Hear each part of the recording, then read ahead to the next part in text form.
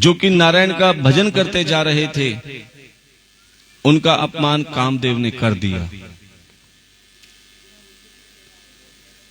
और प्यारे, संत कौन होते हैं? जो शांत होते हैं, जो मान अपमान से बहुत दूर हैं। अपमान सहने के बाद भी नारद जी ने कामदेव से कहा, कामदेव कैसे याद किया? तब कामदेव ने कहा, नारद मुझे ये बताओ, संसार में ऐसा कोई देवता है जो मुझसे युद्ध कर सके? प्यारे, अपमान सहने के बाद में भी जो नारद हरि का गुणगान करते थे कि मनुष्य का सर्वश्रेष्ठ धर्म यही है, खुद भी प्रभु की राह पे चलो और दूसरों को भी प्रभु की राह पे चला दो। अब नारद जी ने जिसने अपमान किया उसको भी प्रभु की राह दिखा रहे हैं। शायद हो सकता है जाकर इसकी बुद्धि सुधर जाए। बोले, हाँ, एक देवता है जो तुमसे युद्ध भी कर सकता है और जीत भी सकता है। कौन? कन्हैया। कहां रहते हैं? बोले, वृंदावन। अब अभिमान के कारण वो नारद जी से पूछना भूल गए कि कन्हैया कौन है, कैसे दिखते हैं, क्योंकि अभिमान था। बिना पूछे निकल पड़े।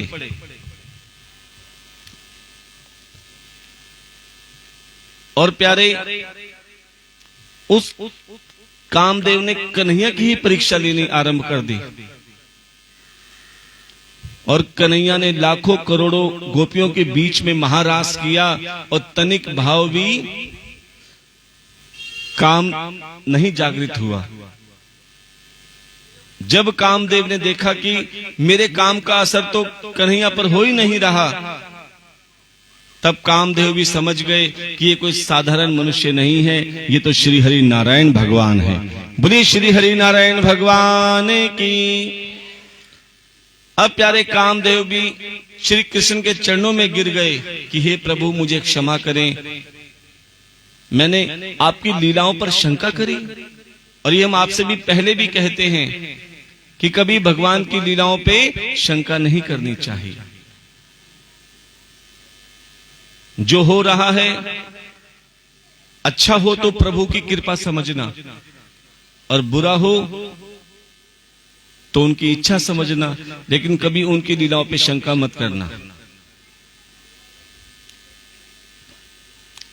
अब प्यारे,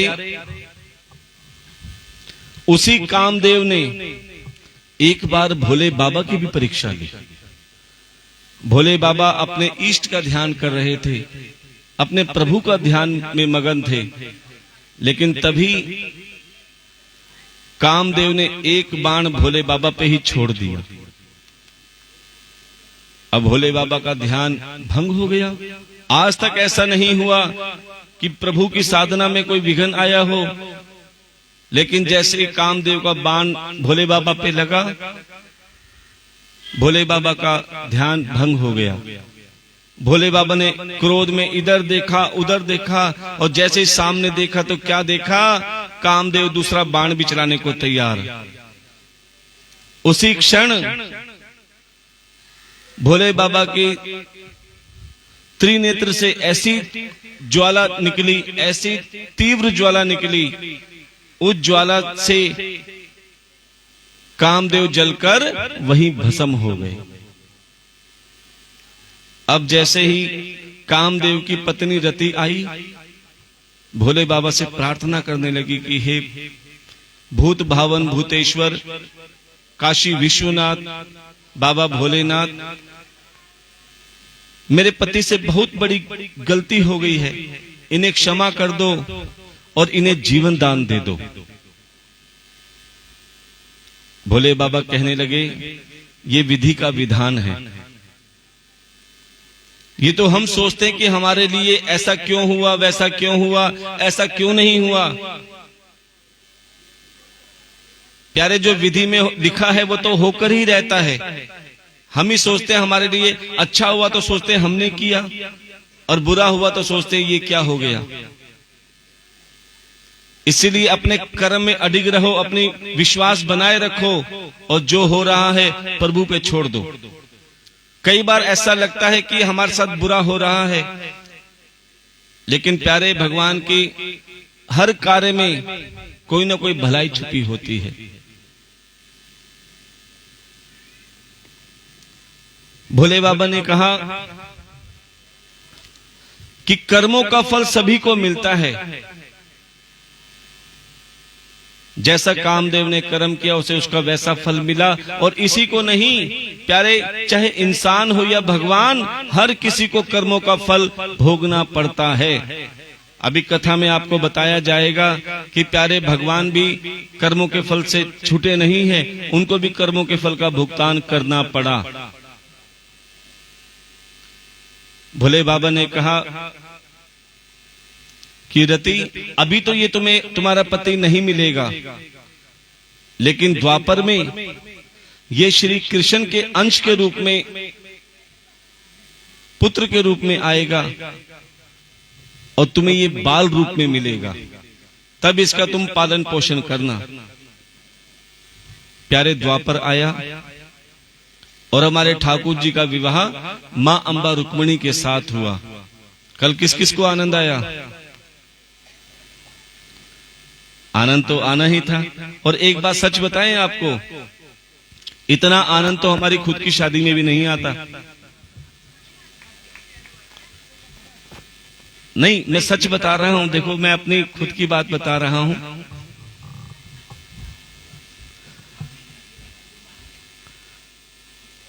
कि मेरी शादी जयपुर से हुई है। अब सबकी तमन्ना होती कि मेरी शादी में खूब बैंड बाजे, घोड़ी पे बैठ के निकले। एक बस तो मैंने पूरे बैंड बाजे वालों की करी थी और एक बस बारातियों की थी। अब सारे बैंड बाजे वाले खूब अपना बैंड बाजा तैयार करके बस में बैठे कि वहां पे खूब जोर शोर से बजाएंगे। लेकिन प्यारे जैसे ही जयपुर पहुंचे, जिस जगह पे हमारी ससुराल थी, उस गांव में कोई व्यक्ति मर गया। अब तो सारे बैंड बाजे वाले चुपचाप बाजा लटकाते घूम रहे हैं, लेकिन बजा कोई नहीं रहा। हमें बड़ा दुख हुआ कि ये लो इतनी तैयारी करी, लेकिन विधि का विधान कौन टाल सकता है।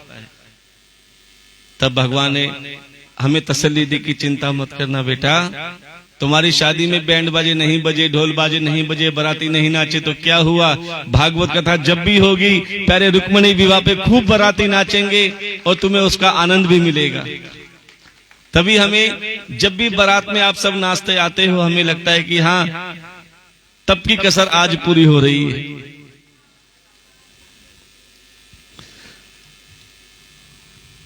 अब प्यारे हमारे ठाकुर जी का विवाह मां अंबा रुक्मिणी के साथ हुआ और हमारे ठाकुर जी भी गृहस्थी बंधन में आ गए। कुछ समय बाद में मां अंबा रुक्मिणी को एक बहुत सुंदर बालक हुआ और वो बालक कोई साधारण बालक नहीं था, वो एक वरदान था। कैसा वरदान? कि एक राक्षस था जिसका नाम था शंबरासुर। उसको ब्रह्मा जी का एक वरदान मिला था कि संसार में तुम्हारा कोई वध नहीं कर सकता सिवाय एक को छोड़कर, किसको? जो कृष्ण का अंश होगा, अर्थात कृष्ण का पुत्र होगा। अब उस शंबरासुर ने पूरे संसार में आतंक मचा रखा था। चाहे जीव हो, पशु हो, देवता हो, देवी हो, सबको कष्ट पहुंचा रहा था। क्यों? उसे पता था कि मेरा वध करने वाला कोई नहीं है। इसी कारण हमारे ठाकुर जी ने मां अंबा रुक्मिणी के साथ विवाह किया, क्योंकि उसका अंत आ रहा था। कोई ना कोई लीला तो रचनी थी। जैसे ही मां अंबा रुक्मिणी के बहुत सुंदर पुत्र हुआ और ये बात जब शंबरासुर को पता लगी कि मेरे काल ने जन्म ले लिया है। देखो, कंस को भी पता चला था कि मेरे काल ने जन्म ले लिया और गोकुल में लिया, पर कहां लिया ये नहीं पता। इसीलिए पूतना को भेजा कि गोकुल में जितने भी नवजात शिशु हैं सबका वध कर डालो। लेकिन यहां शंबरासुर को पक्की खबर मिली कि मेरे काल ने श्री कृष्ण के अंश के रूप में रुक्मिणी के गर्भ में बालक ने जन्म लिया है, अर्थात मेरे काल ने जन्म लिया है। और जो गलती कंस ने की, जो गलती रावण ने की, वही गलती शंबरासुर भी कर रहे हैं। क्या? कि वो अपने काल को जीतना चाहते हैं, अपने मृत्यु को जीतना चाहते हैं। प्यारे, मृत्यु को कोई जीत नहीं सकता। और ये मृत्यु कब आती है? जब तीन चीजें एक साथ होती हैं। ये तीन चीजें कौन कौन सी हैं? जब तक ये तीनों चीजें एक साथ नहीं मिलेंगी, मृत्यु भी नहीं आएगी। सबसे पहला समय, ये निश्चित है कि कब संसार में आना है और कब संसार छोड़ के, ये निश्चित है। अच्छा, हमारे यहां पर कई हमारे भाई बंधु भी हैं और कई हमारी माता भी हैं जो सरकारी जॉब से रिटायरमेंट हुए हैं, या कई लोग सरकारी जॉब कर भी रहे हैं। इनको बहुत अच्छे तरह से पता है कि जब सरकारी नौकरी का अपॉइंटमेंट लेटर आता है तो उसमें डेट लिखी होती है कि फलानी तारीख से आपने ज्वाइनिंग करनी है, और एक कोने में एक डेट और लिखी होती है कि 50 साल बाद, 60 साल बाद आपको इस तारीख पे इतने समय रिटायर भी होना है। उसको ये पता है कि कब मैंने जॉब आरंभ करनी है और कब रिटायरमेंट पे चुपचाप घर बैठ जाना है। अगर सोचो ये सिस्टम मेरा ठाकुर तुम्हारे लिए लागू कर देता कि इस समय तुम्हारा जन्म होगा और फलानी तारीख को तुम्हारी मृत्यु हो जाएगी, अगर तुम्हें पता हो तो क्या तुम जी पाओगे? प्यारे, उससे पहले ही आदमी चल बसेगा। क्यों चिंता में पड़ जाएगा कि मेरी उम्र 20 साल ही है, मेरी उम्र 10 साल ही है, क्योंकि समय का कुछ पता नहीं कब किसका बुलावा आ जाए। इसीलिए दोनों काम मेरे ठाकुर ने अपने हाथ में ले रखे हैं। पहला समय, दूसरा स्थान, कहां पे मृत्यु आनी है या कहां जन्म होना है, यह भी मेरे ठाकुर के हाथ में, तुम्हारे हाथ में नहीं है। और तीसरा, किस कारण से मृत्यु आएगी? बीमारी से मृत्यु आएगी, एक्सीडेंट से मृत्यु आएगी,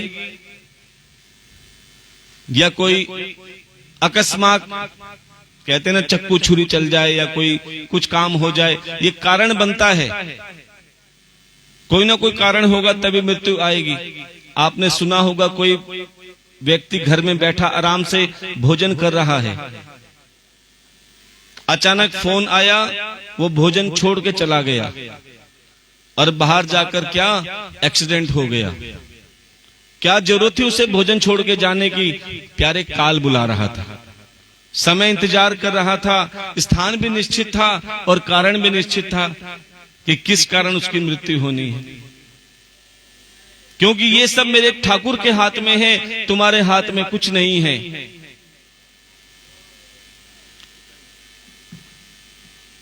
इसीलिए किसी को सुख मिलता है, किसी को दुख मिलता है, किसी के हाथ में फूल होते हैं, किसी के हाथ में कांटे होते हैं। प्यारे, ये मत सोचना कि आज हमारे हाथ में सुख साधन है, फूल है, तो ये हमारी कृपा से है, ये भी गोविंद की कृपा से है। और अगर दुख भी आते हैं तो प्यारे, वो भी मेरे ठाकुर की इच्छा से आते हैं। तभी तो कहा जाता है, एक झोली में फूल भरे हैं, एक झोली में कांटे रे, कोई कारण होगा, अरे कोई कारण होगा। हाँ, कारण होगा, अरे कोई कारण होगा। सभी भाव से बोलेंगे। एक झोली में फूल भरे हैं, एक झोली में कांटे रे, कोई कारण होगा, अरे कोई कारण होगा। कोई कारण होगा, अरे कोई कारण होगा। पहले बनती है तकदीरें फिर बनते हैं शरीर। पहले बनती है तकदीरें फिर बनते हैं शरीर। पहले बनती है तकदीरें फिर बनते हैं शरीर। पहले बनती है तकदीरें फिर बनते हैं शरीर। ये प्रभु की है कारीगरी, तू क्यों है गंभीर? अरे कोई कारण होगा, अरे कोई कारण होगा, हाँ, अरे कोई कारण होगा, अरे कोई कारण होगा। झोली में फूल भरे हैं एक झोली में कांटे रे, कोई कारण होगा, अरे कोई कारण होगा। एक कोई कारण होगा, अरे कोई कारण होगा।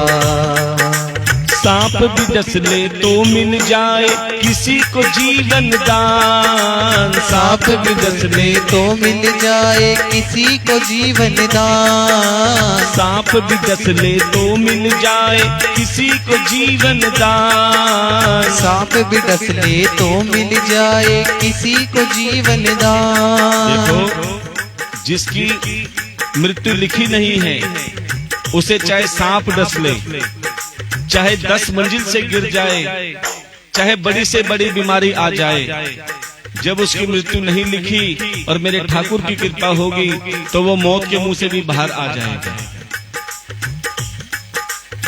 और जिसकी अगर लिखी हो तो प्यारे वो केले के छिलके से गिरकर भी चलते चलते आपने देखा होगा हार्ट फेल हो जाता है। कहते हैं अभी तो खाया था, आराम से चाय पानी पीती, हंसता खेल रहा था, चलते चलते चल बसा। क्यों? उसकी लिखी हुई थी।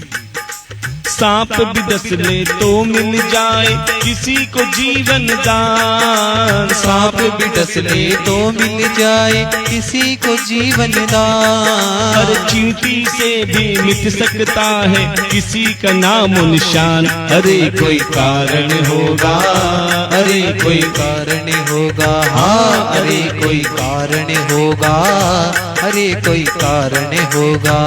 झोली में फूल भरे हैं एक झोली में कांटे रे, कोई कारण होगा, अरे कोई कारण होगा।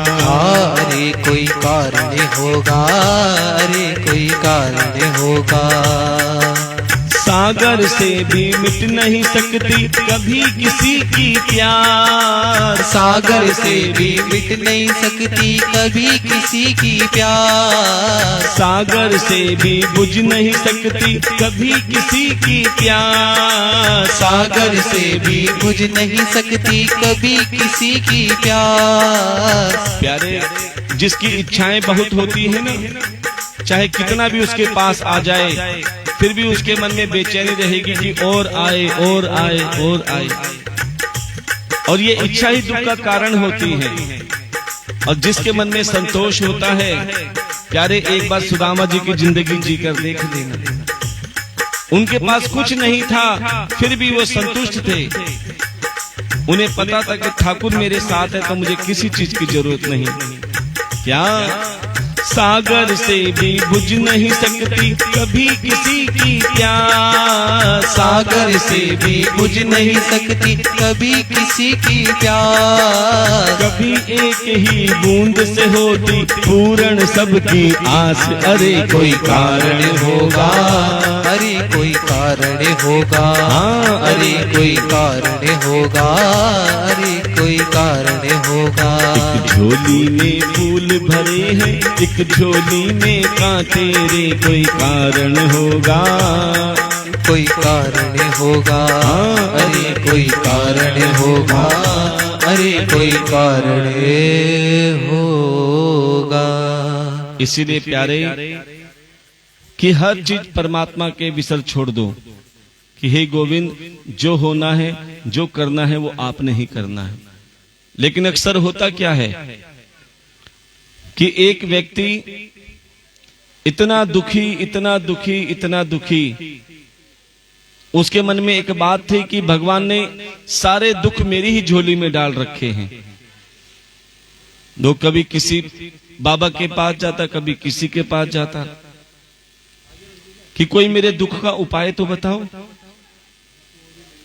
और प्यारे, एक दिन क्या हुआ, उसके गांव में एक बहुत सिद्ध महात्मा आए पूरी टोली के साथ, और वो सब कुछ बताते थे सबके लिए। किसी को कैसा भी कोई समस्या हो उसका उपाय बताते थे। प्यारे, जैसे वो संत महात्मा आते थे, पूरा गांव उनके पास पूछने के लिए जाया करता था।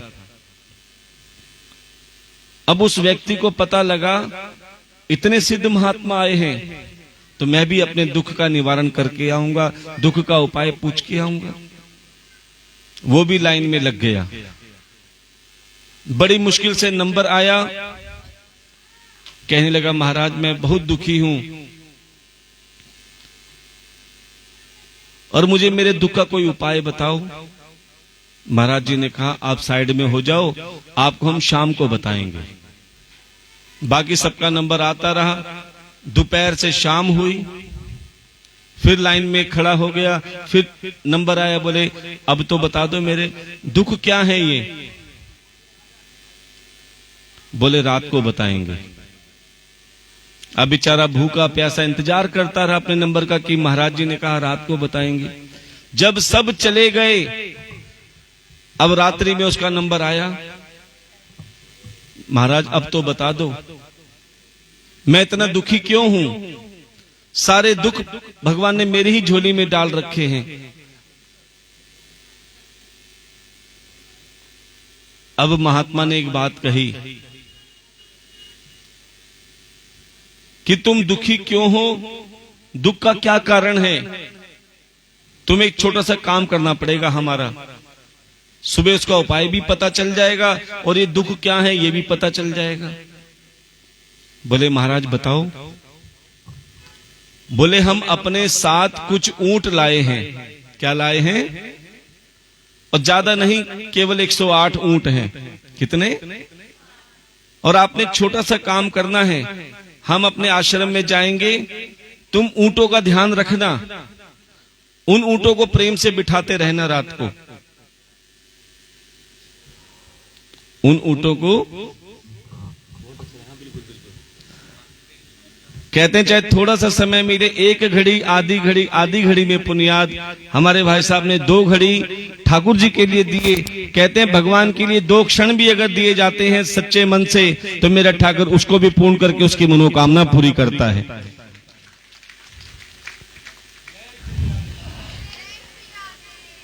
कि ऐसे ही हमारे भाई सबको समाज सेवा में, धर्म के कार्य में बढ़ चढ़कर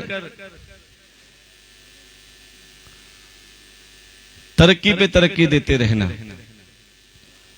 और जो जिस भाव से कथा में बैठा है, जिस भाव से जो भी सेवा कर रहा है, मेरा ठाकुर हर भाव कि तुम 2 हाथ से सेवा करो, 1000 हाथ से, मेरा ठाकुर तुम्हारी मनोकामना, तुम्हारे घर में भंडार भरने में देर ना लगाए। ध्यान देना। और प्यारे, वो दुखी आदमी जिसको महात्मा ने कहा कि ऊंटों को बिठाना है, अब उसका कार्य आरंभ हो गया। बड़े ध्यान से सुनना। अब ऊंटों को बिठाता, थोड़ी देर में वो ऊंट फिर खड़े हो जाते। फिर जो परले वाले खड़े होते उनको बिठाता, फिर वो खड़े हो जाते। सारी रात ऊंटों को उठाने बिठाने में लगा रहा। बेचारा ना सो पाया ना आराम कर पाया। अब सुबह जैसे ही महात्मा जी अपनी गद्दी पे बैठे, सबसे पहले आके खड़ा हो गया। बोले अब रात्रि का इंतजार नहीं करूंगा, पहले मैं अपने दुख का कारण पूछूंगा कि क्या है ये दुख। महात्मा जी के पास है। बोले महात्मा जी अब मुझे रात्रि के लिए मत बोलना, मुझे बताना कि मैं दुखी क्यों हूं। महात्मा जी ने बड़े प्रेम से पूछा। बड़े ध्यान से सुनना। महात्मा जी ने पूछा बेटा पहले तो ये बताओ रात कैसी कटी। पहले तो ये बताओ रात कैसी कटी। तुम्हें मैंने कार्य दिया था कि हमारे ऊंट आए थे, उनको बिठाना है, सुलाना है। बोले महाराज क्या बताऊं, सारी रात में बहुत परेशान रहा। बोले क्यों?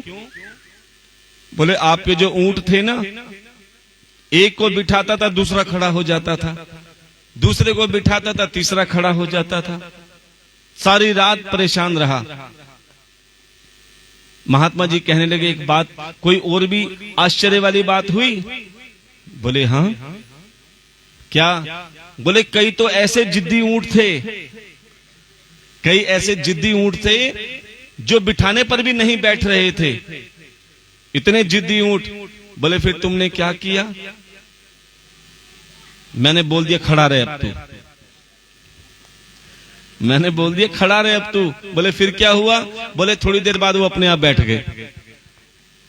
बड़े ध्यान से सुनना। बोले अभी भी समझ नहीं आया? बोले क्या? बोले ऊंट नहीं, ये तुम्हारे दुख और समस्याएं हैं, ये तुम्हारे दुख और समस्याएं हैं। एक समस्या को सुलझाने की कोशिश करते हो तो दूसरी उलझ जाती है। जैसे एक ऊंट को बिठाते हो दूसरी खड़ी हो जाती है ना, ऐसे ये दुख और समस्याएं हैं कि एक समस्या को सुलझाने की कोशिश करते हो दूसरी खड़ी हो जाती है, दूसरी समस्याओं को सुलझाने की कोशिश करते हो तीसरी खड़ी हो जाती है। और बोले जो चमत्कार हुआ, बोले कई समस्याएं ऐसी होती हैं जो सुलझाने में भी नहीं सुलझती, तो उसे जो तुमने किया वो करके देख लेना। जो तुमसे ना सुलझे वो मेरे ठाकुर पे छोड़ देना। जब तुझसे ना सुलझे तेरे उलझे हुए धंधे, जब तुझसे ना सुलझे तेरे उलझे हुए धंधे, एक बार मेरे ठाकुर पर छोड़कर देख ले बंदे। ये तेरी हर मुश्किल आसान कर देगा, जो तू ना कर सका वो भगवान कर देगा। कि प्यारे एक बार उन समस्याओं को खुद मत सुलझाओ जो तुम्हारे बस में ना हो। कई बार ऐसा देखा जाता है ना कि कुछ समझ नहीं आता कि अब क्या करूं, कहां जाऊं, किसके सहारे रहूं। तो उन समस्याओं को मेरे ठाकुर पे छोड़ देना कि हे ठाकुर, अब ये समस्याएं मेरी नहीं, ये समस्याएं आपकी ही हैं और आपने ही सुलझानी है। ये इंसान दुखी क्यों है? जब तक अपने घर की गाड़ी खुद चलाने में लगा है तब तक परेशान रहेगा रहेगा रहेगा। लेकिन जब अपना हर काम जब ठाकुर पे छोड़ दोगे कि ठाकुर ये काम मेरा नहीं है, ये काम तुम्हारा है और तुम्ही ने संभालना है, फिर एक चमत्कार तुम्हारे साथ भी होगा। चाहे मेरा ठाकुर तुम्हारी कितनी ही परीक्षा ले, कितने ही दुख दे, लेकिन तुम्हें कभी फेल नहीं होने देगा, कभी तुम्हें हारने नहीं देगा। फिर तुम यही कहोगे क्या?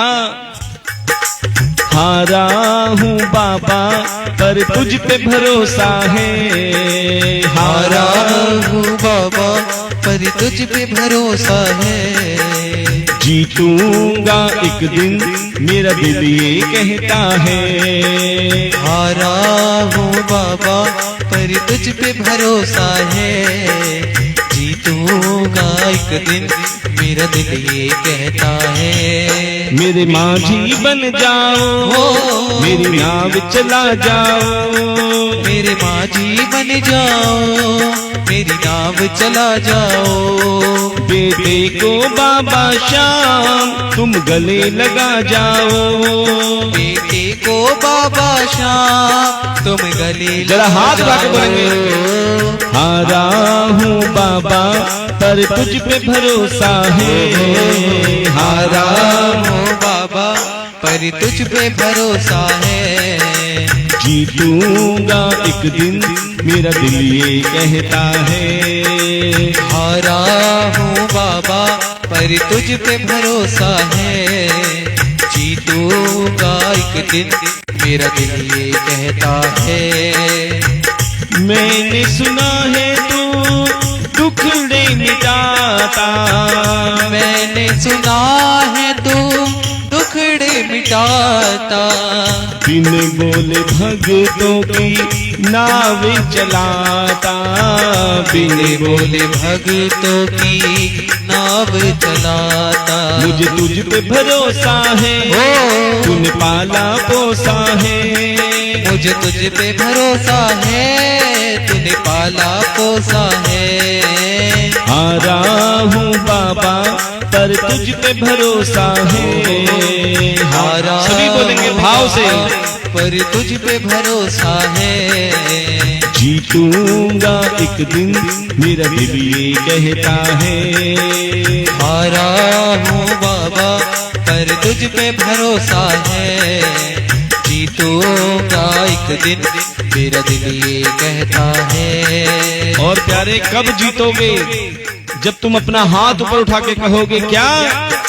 तेरे बिना शाम हमारा नहीं कोई रे। हाँ तेरे बिना शाम हमारा नहीं कोई रे। तेरे बिना शाम हमारा नहीं कोई रे। हाँ तेरे बिना शाम हमारा नहीं कोई रे। हमारा नहीं कोई रे, सहारा नहीं कोई रे। हमारा नहीं कोई रे, सहारा नहीं कोई रे। हाँ तेरे बिना शाम हमारा नहीं कोई रे। हाँ तेरे बिना शाम हमारा नहीं कोई रे। गहरी गहरी नदियाँ नाव पुरानी। गहरी गहरी नदियाँ नाव पुरानी। अरे डूबन लगी नाव सहारा नहीं कोई रे। अरे डूबन लगी नाव सहारा नहीं कोई रे। तेरे बिना शाम हमारा नहीं कोई रे। हाँ तेरे बिना शाम हमारा नहीं कोई रे। परिवार मेरा तेरे गुण है गाता। परिवार मेरा तेरे गुण है गाता। दोषी तो मैं हूँ इन्हें क्यों सताता। दोषी तो मैं हूँ इन्हें क्यों सताता। उनको भी भरोसा है तूने पाला पोसा है। उनको भी भरोसा है तूने पाला पोसा है। हारा हूँ बाबा पर तुझ पे भरोसा है। हारा हूँ बाबा पर तुझ पे भरोसा है। जीतूंगा एक दिन मेरा दिल ये कहता है। हारा हूँ बाबा पर तुझ पे भरोसा है। जीतूंगा एक दिन मेरा दिल ये कहता है। मेरे माझी बन जाओ मेरी नाव चला जाओ। मेरे माझी बन जाओ मेरी नाव चला जाओ। रोते को बाबा श्याम तुम गले लगा जाओ। रोते को बाबा शाम तुम गले लगा जाओ। हारा हूँ बाबा पर तुझ पे भरोसा है। हारा हूँ बाबा पर तुझ पे भरोसा है। जीतूंगा एक दिन मेरा दिल ये कहता है। हारा हूँ बाबा पर तुझ पे भरोसा है। जीतूंगा एक दिन मेरा दिल ये कहता है। जीतूंगा एक दिन मेरा दिल ये कहता है। जीतूंगा एक दिन मेरा दिल ये कहता है। प्रेम से बोलना पड़ेगा। जय जय श्री राधे। जोर से बोलना पड़ेगा। जय जय श्री राधे। अब प्यारे शंबरासुर को जब पता लगा कि मेरे काल ने जन्म ले लिया है, प्यारे अभी रुक्मणी का वो बालक 10 दिन का भी नहीं हुआ, शंबरासुर उस बालक को महल से हरण करके ले गया और उस बालक को समुद्र में फेंक दिया कि कोई ना कोई मछली मगरमच्छ कोई जीव खा जाएगा और जब ये बालक ही नहीं रहेगा तो मेरा वध कौन करेगा। लेकिन उस शंबरासुर को नहीं पता कि काल कैसे घूमता वहां आ जाता है। अब जैसे ही समुद्र में वो बालक छोड़ दिया, फेंक दिया, शंबरासुर अपने महल में। क्या हुआ, उस शंबरासुर का स्वयं का रसोइया जो था ना, वो उसी समुद्र में से एक मछली को पकड़ लाया, क्योंकि उसी मछली ने उस बालक को निगल लिया था। अब जैसे ही शंबरासुर के महल में उस रसोई ने मछली को काटा, क्या हुआ, वो बालक उस मछली में। अब वो रसोईया हैरान कि मछली में से बालक कैसे निकला। कोई बात नहीं, वो बालक शंबरासुर की एक दासी थी जिसका नाम था मायावती। मायावती, ये मछली में से बालक निकला है, आप इसे संभालो। अब मायावती भी हैरान कि मछली में से बालक कैसे निकला। तभी नारद जी का आगमन हुआ और कहने लगे, मायावती, भगवान की लीलाओं पे कभी शंका, ये और कोई नहीं, तुम्हारा वर्षों का बिछड़ा हुआ पति ये कामदेव है, जो भोले बाबा की क्रोध अग्नि से जलकर भस्म हो गया था और जिन्होंने वरदान दिया था कि ये श्री कृष्ण के अंश के रूप में, बालक के रूप में प्रकट होगा, तुम्हें प्राप्त होगा। और ये वही बालक है जो शंबरासुर का काल बन के आया है, आप इसका पालन पोषण करो। अब प्यारे, उसी मायावती ने, जो कि पहले रति थी, उसने उस बालक का नाम रखा प्रद्युम्न। क्या रखा? और उसी प्रद्युम्न ने उस शंबरासुर का वध कर दिया। बोलिए वृंदावन बिहारी लाल की। और एक राजा था सत्राजीत, जो भगवान सूर्य की पूजा किया करता था, और भगवान की सूर्य की पूजा से प्रसन्न होकर सूर्य भगवान ने सत्राजीत को एक मणि दी। क्या दी? और वो मणि कोई साधारण मणि नहीं थी, सम्यक मणि थी, कि जो एक दिन में 8 बार 8 मन सोना देती थी। कितना? एक दिन में 8 बार और 8 मन। सोचो कितना सोना रोज वो मणि देती होगी। माता जी, अगर वो मणि आपको मिल जाए तो क्या करोगी? इनकी हंसी अच्छा, दान कर दोगे? जोरदार तालियों का स्वागत करेंगे।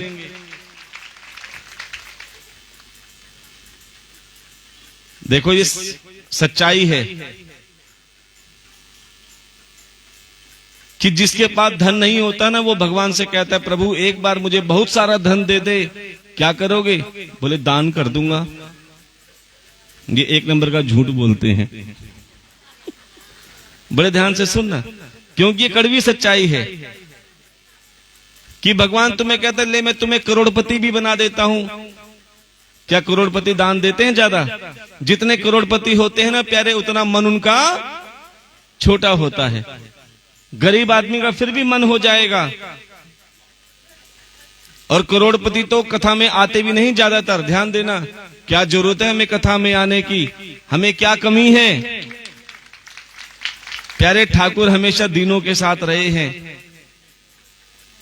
कि एक बूढ़ी मैया हमेशा कहती थी, दीन बंधु दीनानाथ मेरी डोर तेरे हाथ। और कभी कभी भूल जाती थी तो कहती थी, दीन बंधु दीनानाथ तेरी डोर। अब बेचारे बूढ़ी माता है, कुछ भी निकल सकता है। अब बार बार वो यही कहती थी, दीन बंधु दीनानाथ तेरी डोर मेरे हाथ। अब एक समझदार महिला थी, अरे बूढ़ी मैया ऐसे नहीं कहते। बोले तो कैसे कहते हैं? बोले कहते हैं, दीन बंधु दीनानाथ मेरी डोर। तो वो बूढ़ी मैया बार बार कहती थी, क्या फर्क पड़ता है, मेरी डोर उसके हाथ में हो या उसकी डोर? डोर जुड़ी रहनी चाहिए। जब डोर जुड़ी रहेगी तो प्यारे, डोर किसी की भी हाथ में हो, पतंग बहुत अच्छे से उड़ेगी। अब प्यारे, अगर बीच में डोर कट गई, अगर बीच में डोर कट गई, फिर चाहे किसी के भी हाथ में हो, पतंग का क्या हश्र होगा? क्योंकि डोर तो कट चुकी है। अब या तो वो पतंग जानती है कि उसका हश्र क्या होगा, या लूटने वाले जानते हैं कि उसका हश्र क्या करेंगे। ऐसे ही प्यारे, आपकी डोर परमात्मा से जुड़ी रहनी चाहिए। फिर आप बेशक कह सकते हो कि दीन बंधु दीनानाथ तेरी डोर मेरे हाथ, या मेरी डोर की डोर जुड़ी रहेगी तो तुम्हारा कोई बाल भी बांका नहीं कर सकता। और अगर जहां तुम्हारी कनेक्शन कट गया, डोर कट गई, मेरे ठाकुर से तार कट गए, तो प्यारे संसार के चक्रू में ऐसे फंस जाओगे कि कोई निकाल भी नहीं पाएगा। इसीलिए सत्संग कीर्तन कथा में भगवान तुमसे मिलने के लिए आते हैं कि अगर थोड़े तार संसार से ज्यादा जुड़ गए हैं, तुमने रिश्तेदारी ज्यादा पाल ली है, तो थोड़ी देर के लिए ठाकुर से भी रिश्तेदारी कर लो, इसे भी अपना मान लो। और जो मेरे ठाकुर से रिश्तेदारी कर लेता है, चाहे पुत्र के रूप में, भाई के रूप में, सखा के रूप में या पिता के रूप में, मेरा ठाकुर उस रिश्ते को जरूर निभाता है। और कब निभाता है? जब संसार ये साथ छोड़ देता है। जब संसार साथ छोड़ देता है, उस समय कन्हैया कहता है कि तूने मुझे अपना माना था ना, कि एक पल के लिए ही अपना माना, कुछ समय के लिए तू कथा में आया, कुछ समय के लिए तूने सेवा करी। और कहते हैं कब का लिया हुआ ठाकुर मेरा कब साथ देता है, क्योंकि इसके पास हर पल का हिसाब होता है कि तुमने कब भगवान का गुणगान किया, कब भगवान की सेवा करी, और कितना कितना समय तुमने संसार को दिया और कितना कितना समय मेरे ठाकुर को दिया। अब प्यारे कि सत्राजीत, जिसको वो मणि मिलने के बाद में सिर्फ सोना ही इकट्ठा करने में लगा रहा, अर्थात धन इकट्ठा करने में लगा रहा, और देने वाले को भूल गया। इसीलिए कहते हैं कि ज्यादा धन भी दुखदायक होता है। अति हर चीज की बुरी है। अति कभी ना कर बंदे, इति तेरी हो जाएगी, और बिन पंखों के पंछी जैसी गति तेरी हो जाएगी। इसीलिए चाहे धन का अति हो, चाहे भोजन की अति हो, हमेशा नुकसानदायक होती है, बुद्धि भ्रष्ट कर देती है। अच्छा, आपसे एक बात पूछते हैं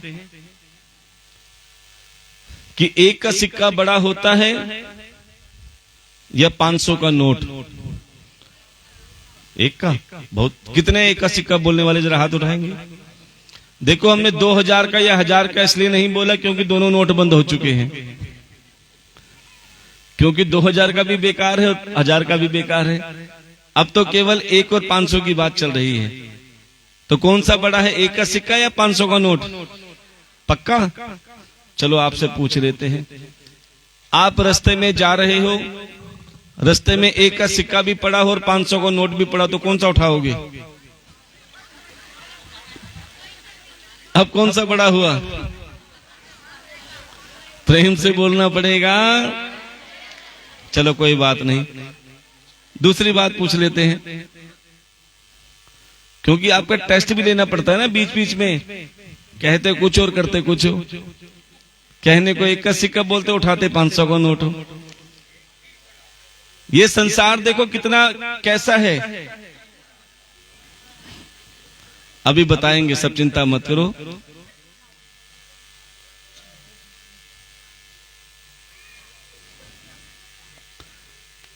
कि आप रास्ते में चल रहे हो, एक जगह राम की मूर्ति रखी हो और रास्ते में एक जगह रावण की मूर्ति रखी हो, तो कौन सी मूर्ति उठाओगे?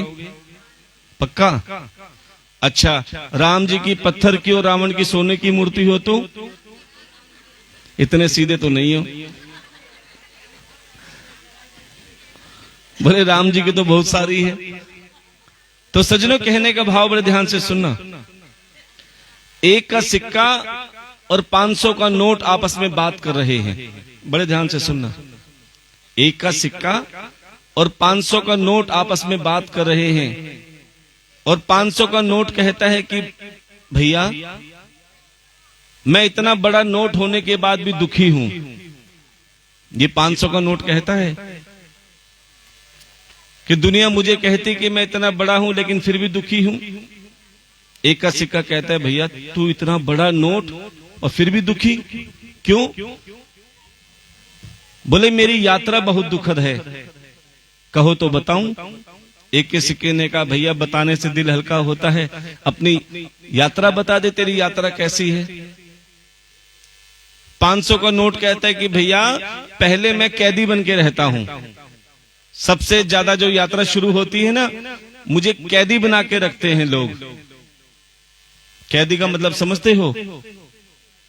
कभी अलमारी में बंद करके रख देंगे 500 के नोट, इतनी जल्दी नहीं निकालते।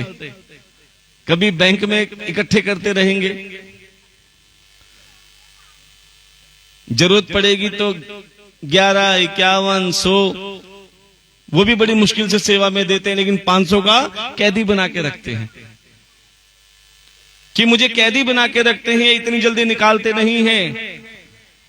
और दूसरी यात्रा कैसी होती है कि पहले कैदी बना के रखते हैं, सेवा में दानपुर में नहीं निकालते इतने बड़े नोट।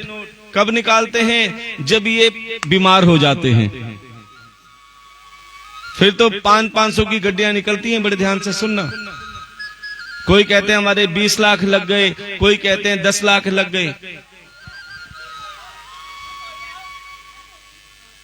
दान पुण्य में इतनी जल्दी नहीं निकालेंगे, लेकिन जब वो बीमार पड़ते हैं तो प्यारे लाखों के हिसाब से निकलते हैं। और अस्पताल वाले भी कैसे हैं, ध्यान देना। कोई गरीब आदमी पहुंच जाए प्राइवेट अस्पताल में और वो कहे ना कि मेरे पास पैसे नहीं हैं, तो अस्पताल वाले पर्ची पे दवाई लिख देंगे, बाहर से ले लो। और कोई पैसे वाला पहुंच जाए तो जाते क्या कहेंगे? 50,000 रुपए पहले जमा करा दो, 1 लाख रुपए जमा करा दो। और वो पैसे हरी बीमारी में लगते हैं। और अस्पताल आपने देखा होगा, कुछ समय पहले गुड़गांव में एक अस्पताल था जिसमें एक छोटी सी बच्ची के इलाज में अस्पताल वालों ने 18 लाख का बिल बना दिया। समाचारों में, अखबार में भी आया था। और वो अस्पताल ही सील हो गया। अब प्यारे, उस अस्पताल की सील खुलवाने के लिए, ताला खुलवाने के लिए वही 500 की गड्डियां रिश्वत में दी गई। पहले कैदी बन के रहा, ये यात्रा है, ध्यान देना। उसके बाद बीमारी में लगा और अब रिश्वत में वही 500 के नोट जा रहे हैं। अब जिस अफसर की जेब में रिश्वत का पैसा आता है, बेईमानी का पैसा आता है, उसके बच्चे क्या कथा सुनेंगे? जिसकी जेब में बेईमानी का पैसा आता है, रिश्वत का पैसा आता है, प्यारे, उसके बच्चे संस्कारिक नहीं होते, ध्यान देना। वही पैसे, वही 500 के नोट जुए में उड़ाते हैं, वही वैश्यालय में उड़ाते हैं, वो मदिरालय में उड़ाते हैं। देखो कितनी दुखद यात्रा है 500 के नोट की। अब एक का सिक्का कहता है भैया वाकई तुम बहुत दुखी हो, बड़े हो तो क्या हुआ, दुखी तो हो ही, लेकिन मैं एक का सिक्का देखो कितना खुश हूं क्योंकि मैं छोटा हूं। मेरी यात्रा भी सुन लो। 500 का नोट कहता है भैया अपनी भी यात्रा बता दे एक के सिक्के से। अब एक की सिक्के की यात्रा सुनना बड़ी अच्छी यात्रा है। सबसे पहले एक का सिक्का कहता है मैं शिव मंदिर में, शिव परिवार में शिवलिंग पे चढ़ाया जाता हूं सबसे पहले। अच्छा ये बताओ, सावन में हमारी माताएं बहनें मंदिर कौन कौन जाती हैं? ओहो, सब जाती है ना। अब सावन में शिव जी पे जल चढ़ाती हैं और क्या कहती हैं? ओम नमः शिवाय, ओम नमः शिवाय, हर हर भोले नमः शिवाय, ओम नमः शिवाय। सभी बोलेंगे हर हर भोले, ओम नमः शिवाय, ओम नमः शिवाय, हर हर भोले नमः शिवाय, नमः शिवाय, ओम नमः शिवाय, हर हर भोले नमः शिवाय। जटाधराय, ओम जटाधराय, हर हर भोले नमः शिवाय, ओम नमः शिवाय, ओम नमः शिवाय, हर हर भोले नमः शिवाय। अब भोले बाबा पे जल चढ़ा दिया। देखो शुरुआत कहां से होती है। हमारी माताएं बहनें इतना मोटा बटुआ निकालती हैं जल चढ़ाने के बाद। जैसे बटुए की चैन खोली, बड़े बड़े नोट साइड में किए और एक का सिक्का निकाला, भोल शंकर भगवान की। गलत तो नहीं कहा? सबसे पहले वो शुरुआत भोले बाबा पे होती है। उसके बाद वही एक के सिक्के की शुरुआत आगे बढ़ती है भागवत कथा की थाली में। ये जो हंस रहे ना यही चढ़ाते हैं। प्रेम से बोलना पड़ेगा।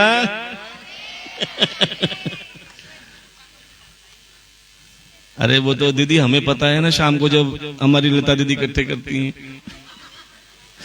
और सच्चाई बताएं आपको, हमारी माताएं बहनें इतनी तेज हो गई हैं, जो छोटे सिक्के चलने बंद हो गए।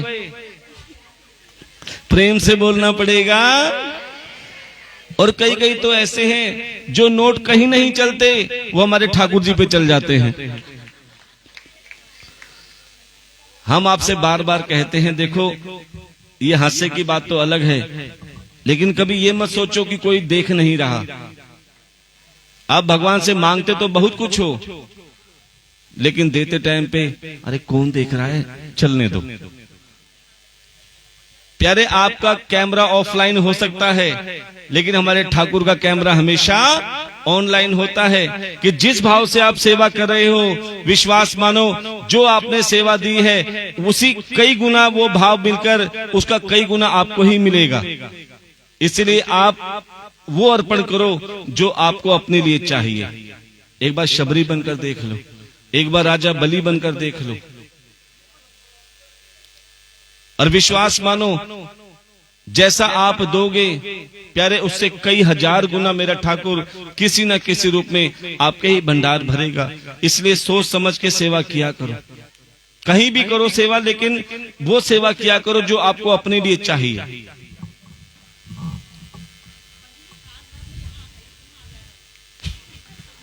देखो ये 7 दिन इन्होंने सही कहा कि वैसे तो हमसे सेवा बन नहीं पाती प्यारे, ये 7 दिन हम समझ लो 4 धाम की यात्रा पे निकलते हैं प्यारे। राजी राजी चाहे बेराजी ठाकुर जी की सेवा अपने हाथों से हो ही जाती है।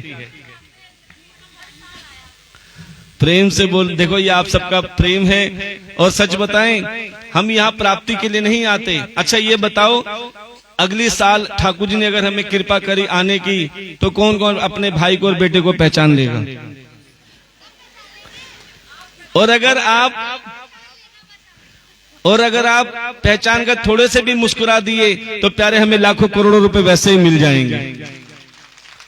कई कहते हैं महाराज हमने कथा कराई थी, हमारे 5 लाख 8 लाख 10 लाख रुपए लग गए। ईमानदारी से बताओ, आज कथा का विश्राम दिवस है, आपके कितने लाख रुपए लग गए और कितने का आनंद आ गया? परमानंद। एक बार जोरदार तालियों का स्वागत करेंगे आप सबके लिए, क्योंकि प्यारे हर चीज पैसों से नहीं मिलती। कोई बात नहीं, आपकी बल्ले बल्ले हर साल होगी।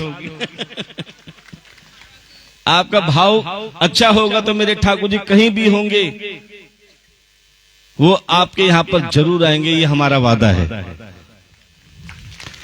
कि ठाकुर जी आप पर विशेष कृपा करेंगे कि जो जिस भाव से बुलाएगा मेरे ठाकुर आपको दर्शन देने के लिए भागवत कथा के रूप में जरूर आएंगे। ठाकुर जी भी तैयार है। तो प्यारे 17 जीत जो पहले तो थोड़ा बहुत दान देते थे, लेकिन अब मणि आ गई, अब तो दान देना ही बंद कर दिया, केवल नोट गिनना सोना गिनना चालू कर दिया। अब भगवान भी देखते हैं कि मैंने तुम्हें इतना दिया, तुम्हारे अंदर भी समर्पण का भाव है कि नहीं।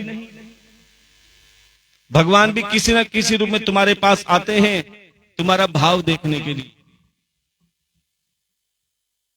चाहे वो सत्संग के रूप में आए, कथा के रूप में आए, कन्यादान के रूप में आए या भंडारे के रूप में आए। ये मत सोचो कि संत महात्मा आए हैं, ये सोचो संत महात्मा के रूप में मेरा ठाकुर हमसे सेवा लेने के लिए आया है। लेकिन सेवा वही कर सकता है जिस पर मेरे गोविंद की कृपा हो। ध्यान देना। अब स्वयं कन्हैया 17 जीत के पास आए। अरे 17 जीत, मैंने सुना है तुम्हारे पास ऐसी मणि है जो एक दिन में 8 बार 8 मन सोना देती है। बोले हाँ। अरे तुम इतने सोने का क्या करोगे, ये मणि मुझे दे दो, मैं इस संसार का भला करूंगा। देखो साक्षात कन्हैया मांगने आए हैं, लेकिन 17 जीत ने कहा मैं ये मणि खाली हाथ भेज दिया, कन्हैया को। देखो तुम्हारे द्वार पर संत महात्मा ब्राह्मण बहन और बेटी आए ना, कभी खाली हाथ मत भेजना, ना जाने उस रूप में मेरा ठाकुर आ जाए। कहते हैं ना जाने किस रूप में आकर नारायण मिल जाएगा, ना जाने किस रूप में आकर। मन मंदिर के मंदिर में तो, निर्मल मन के मंदिर में तो श्याम का दर्शन पाएगा, ना जाने किस रूप में आकर। हाँ, ना जाने किस रूप में आकर। निर्मल मन के मंदिर में तो, निर्मल मन के मंदिर में तो श्याम का दर्शन पाएगा। क्योंकि वो परमात्मा किसी भी रूप में आ सकते हैं। इसीलिए हम कहते हैं कि कोई भी तुम्हारे द्वार पर आए, कोशिश करो जितना तुमसे बन सके सेवा अवश्य करो। और यहाँ तो साक्षात स्वयं ठाकुर जी आपके यहाँ पर भागवत कथा के रूप में आए हैं। और कल श्रीमद् भागवत कथा का संपूर्ण हवन होगा और उसके बाद भंडारे की व्यवस्था भी रखी गई है। और जिन माताओं बहनों ने भंडारे में अपनी सेवा लिखवा रखी है, कृपया करके वो आज शाम तक वो अपनी सेवा पहुंचा दें, क्योंकि कल सुबह हलवाई जल्दी आएंगे और समय पर प्रसाद बनेगा तो सब समय पर प्रसाद ग्रहण करेंगे। और ये भागवत कथा आप सभी के सहयोग से हो रही है, ध्यान देना। किसी को ये नहीं लगना चाहिए कि कोई अकेला कथा करवा रहा है, क्योंकि भगवान किसी को निमित्त तो बनाता है। कहते निमित्त बनना भी बहुत बड़ी बात होती है। ठाकुर जी चुनते हैं जो निमित्त होते हैं। कहते हैं जाना कहीं था आ कहीं गई, क्योंकि ठाकुर जी आना ही यही चाहते थे। तो एक बार हमारे श्री राजपाल सिंह जी के लिए जोरदार ताली का स्वागत करेंगे, उनके परिवार के लिए, कि जिन पर मेरे गोविंद की ऐसी कृपा हुई कि थोड़ी देर पहले ही सोचा था कि ठाकुर जी हमें भी कथा सुननी है, हमें भी कथा सुना दो। तब ठाकुर जी ने कहा बेटा चिंता मत कर, दूर कहां जाएगी, मैं तेरे पास ही आ जाता हूं। और प्यारे जब उनके भाव ऐसे होते हैं तो मेरा ठाकुर कहीं से भी तुम्हारी दौड़ा आता है। जैसे शबरी के लिए श्री राम जी आए थे, लोग उनका मजाक उड़ाते थे शबरी का। जो विद्वान ब्राह्मण थे ना, कहते अरे शबरी हम इतनी पूजा पाठ करते हैं, इतने मंत्र जपते हैं, इतना उच्चारण करते हैं, हमारे लिए तो भगवान आते नहीं, तुझ जैसे अनपढ़ के लिए आएंगे। ना तुझे मंत्र आते, ना तुझे श्लोक आते, ना तुझे कोई पूजा पाठ आती। लेकिन कहते हैं भगवान उनकी लाज रखते हैं जो बिल्कुल सरल होते हैं। और प्यारे उसे एक विश्वास था कि सेवा का बहुत बड़ा फल मिलता है। वो आश्रम के रास्ते को रोज बुहारा करती थी। बुहार कहते हैं झाड़ू लगाने को। क्योंकि एक महात्मा ने उनसे कहा था कि शबरी तेरे प्रभु जिसका तू ध्यान करती है, जिसका तू इंतजार करती है, वो इसी रास्ते से आएंगे। और संत महात्मा की वाणी पे विश्वास किया। इसलिए हम बार बार कहते हैं कि प्यारे गुरु को मानो या मत मानो, लेकिन गुरु की मानो कि गुरु क्या कहते हैं, उनकी बताए हुए राह पर चलो। अच्छा ये बताओ गुरु दीक्षा किस किसने ले रखी है? बहुत अच्छी बात है। और जिन्होंने नहीं ले रखी वो हाथ उठाएंगे। देखो कभी भी ये मत कहना कि हमारे गुरु नहीं है, कि जिनके गुरु नहीं है कोई पूछे कि तुम्हारे गुरु कौन है, यही कहना हमारे माता पिता हमारे। क्योंकि जो संसार में तुम्हें लेके आए, जिसने तुम्हें उंगली पकड़ के चलना सिखाया, वो भी गुरु के समान ही है, अर्थात गुरु ही है। और वैसे गुरु दीक्षा कितने प्रकार की होती है, बड़े ध्यान से सुनना, कि जाने अनजाने में सबने गुरु दीक्षा ले रखी है। इसलिए कभी भी मत बोलना कि हमने गुरु धारण नहीं किया, क्योंकि जाने अनजाने में चाहे छोटा सा बच्चा हो या 80-90 साल के वृद्ध हो, सबने गुरु दीक्षा धारण की है। गुरु दीक्षा 4 प्रकार की होती है। कितने प्रकार की? अब मेरे साथ साथ बोलेंगे। सबसे पहली दीक्षा होती है सुमिरन दीक्षा, दूसरी दृष्टि दीक्षा, तीसरी शब्द दीक्षा और चौथी स्पर्श दीक्षा। अब जाने अनजाने में सबने दीक्षा ले रखी है, चारों में से कोई भी ले ली तो समझ लो आपने गुरु बना लिया। सबसे पहली होती है सुमिरन दीक्षा। सुमिरन का मतलब होता है याद करना। मान लो आपने किसी के कोई वचन सुने, चाहे 10 साल पहले सुने या कितने साल पहले सुने, और वो गुरु की वाणी तुम्हें याद रहती है कि 5 साल पहले गुरुजी ने ये बात बताई थी, और वो गुरु तुम्हें आज तक याद है, तो आपने चाहे दीक्षा नहीं ली लेकिन उनको याद तो किया, इसलिए तुमने जाने अनजाने में सुमिरन दीक्षा ग्रहण कर ली। हमने अभी पीछे बताया था, ओचंदी में हमें 7 साल से लगातार कथा कर रहे हैं, और जब सबसे पहली 7 साल पहले कथा करी थी, छोटे छोटे बच्चे थे, आज तो वो बड़े हो गए, और आज भी कहते हैं महाराज जी जो आपने 7 साल पहले हमें कथा सुनाई थी ना, उनके शब्द आज तक हमारे दिमाग में, हमारे हृदय में घूम रहे हैं। तो विश्वास मानो, जब वो बच्चे हमें 7 साल से याद करते हैं, तो चाहे बेशक उन्होंने हमसे गुरु दीक्षा ना ली हो, लेकिन सुमिरन दीक्षा अवश्य ले ली, क्योंकि वो किसी ना किसी रूप में गुरु का ध्यान करते हैं। उसे कहते हैं सुमिरन दीक्षा। उसके बाद बारी आती है दृष्टि दीक्षा की। दृष्टि दीक्षा क्या होती है कि जैसे शिक्षक 50 बच्चों को पढ़ाते हैं, शिक्षक एक होता है, बच्चे 50 होते हैं, लेकिन 2 बच्चे हमेशा गुरु को नजर में रहते हैं। एक जो सबसे ज्यादा पढ़ने में तेज होता है, उसका इंतजार करते हैं कि अरे वो बेटा नहीं आया जो सबसे आगे बैठता था, सारी बात होमवर्क भी करता था। एक तो वो याद रहता है दृष्टि में, और एक कौन सा याद रहता है? जो सबसे पीछे बैठता है। देखो जो पीछे बैठे हैं वो सब अच्छे हैं, कि मेरे पीछे पड़ जाओ। कि जो गुरु से नजरें चुराते हैं, ध्यान देना, आप नजरें नहीं चुराते, आप तो मेरे ठाकुर का ध्यान करते हैं, ध्यान देना। कि जो गुरु से नजरें चुराते हैं, गुरु की बात नहीं मानते, इस कान से सुनते हैं, इस कान से निकाल देते हैं।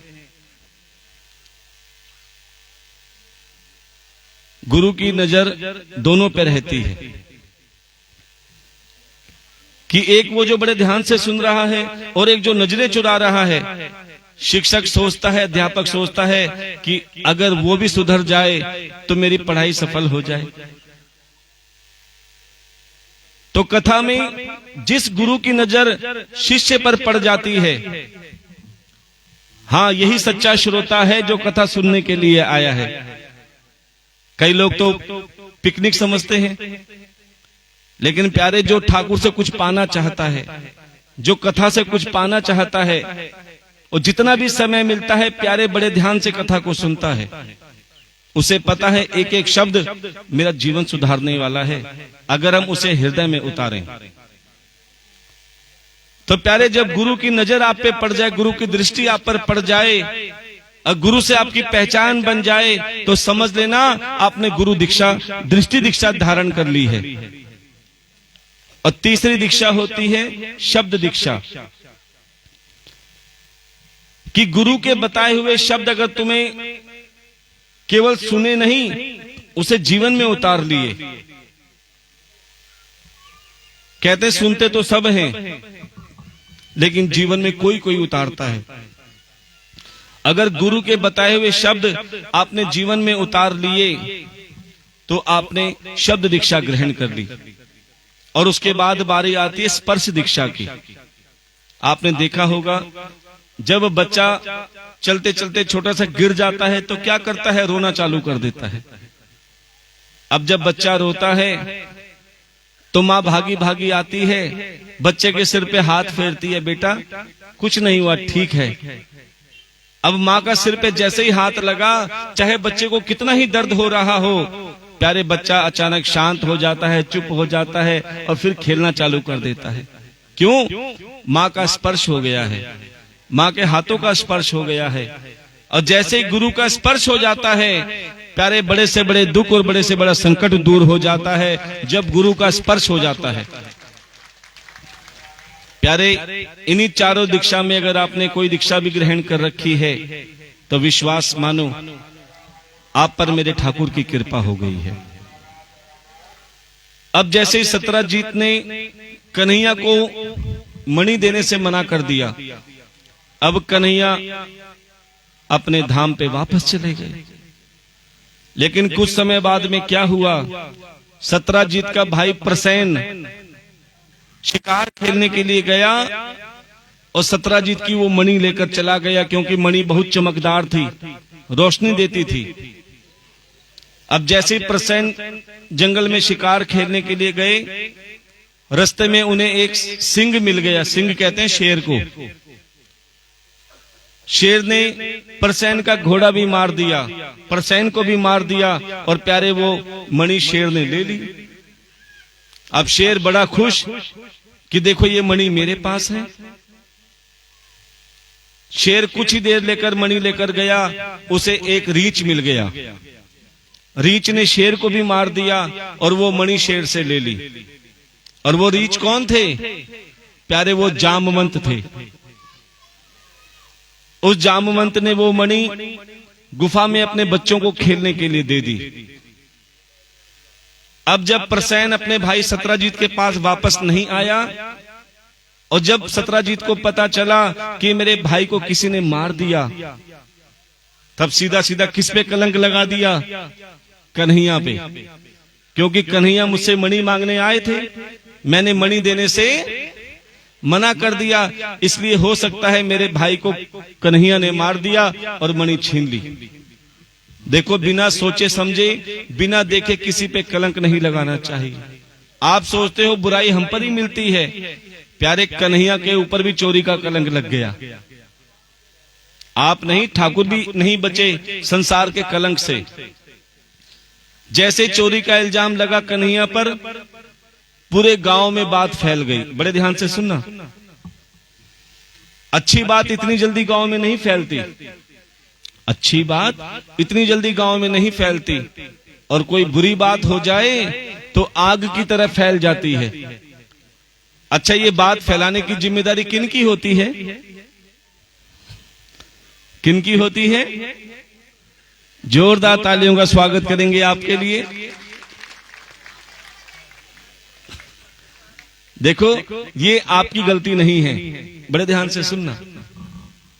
ये महिलाओं को युधिष्ठिर जी का श्राप लगा हुआ है। ये युधिष्ठिर जी का श्राप लगा, और कब लगा? जब महाभारत का युद्ध समाप्त हुआ, खून की नदियां बहने लगी, तब माता कुंती ने युधिष्ठिर जी से कहा कि पुत्र, मैं तुम्हें एक गुप्त रहस्य बताना चाहती हूं। युधिष्ठिर जी ने कहा, मां, कौन सा गुप्त रहस्य है? बोले, वो रहस्य जो आज तक संसार नहीं जानता, केवल मैं जानती हूं। बोले, कौन सा रहस्य? बोले, संसार जानता है कि पांडव 5 भाई हैं, लेकिन केवल मैं जानती हूं कि पांडव 5 नहीं 6 भाई हैं। बोले, तो मां, छठा भाई कौन है? बोले, है नहीं, था। कौन? कर्ण।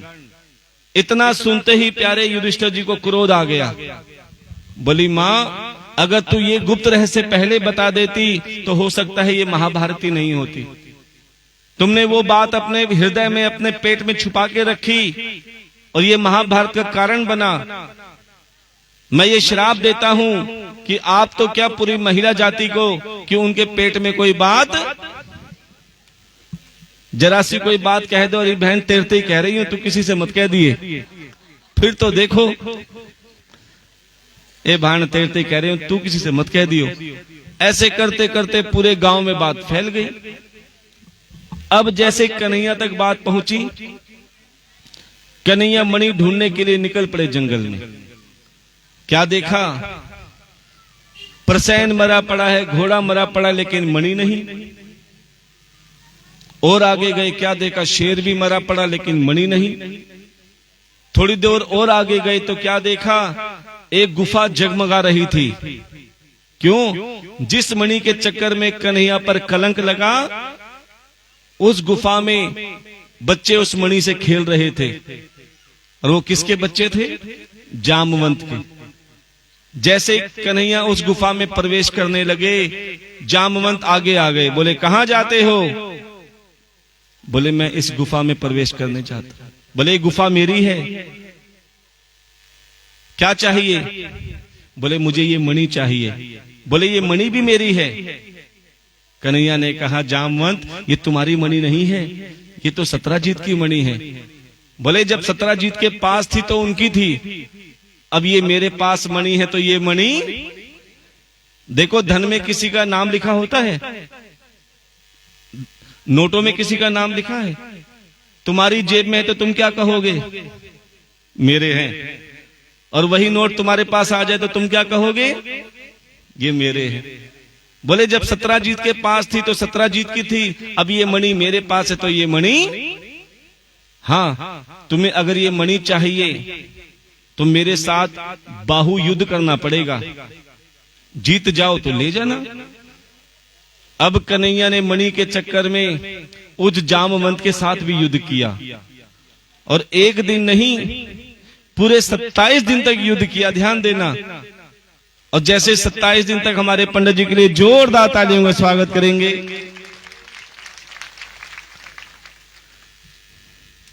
तो 27 दिन तक जब युद्ध किया,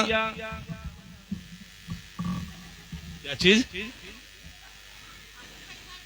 कोई बात नहीं महाराज जी, संत महात्मा और परमात्मा के लिए जितना मान सम्मान होता है, प्यारे मेरा ठाकुर प्रसन्न होता है। अब जैसे 27 दिन तक युद्ध किया, 28वें दिन जामवंत ने कह दिया कि प्रभु, मैं आपको पहचान गया, मैं आपको पहचान गया, आप और कोई नहीं, मैं मेरे त्रेता युग के श्री रामचंद्र भगवान जो द्वापर में कृष्ण बन के आए हैं, मैं आपको पहचान गया। बोलिए वृंदावन बिहारी लाल की। अब बताओ आपको क्या चाहिए? बोले, अभी भी नहीं पता क्या चाहिए, मुझे ये मणि दे दो। जामवंत ने कहा, मैं हमारे पंडित जी ने सुदामा चरित्र के लिए और ठाकुर जी के विश्राम दिवस पे, हमारे व्यास पूजन पे विदाई स्वरूप में भी 501 रुपए की सेवा दी। इनके लिए जोरदार तालियों का स्वागत करेंगे।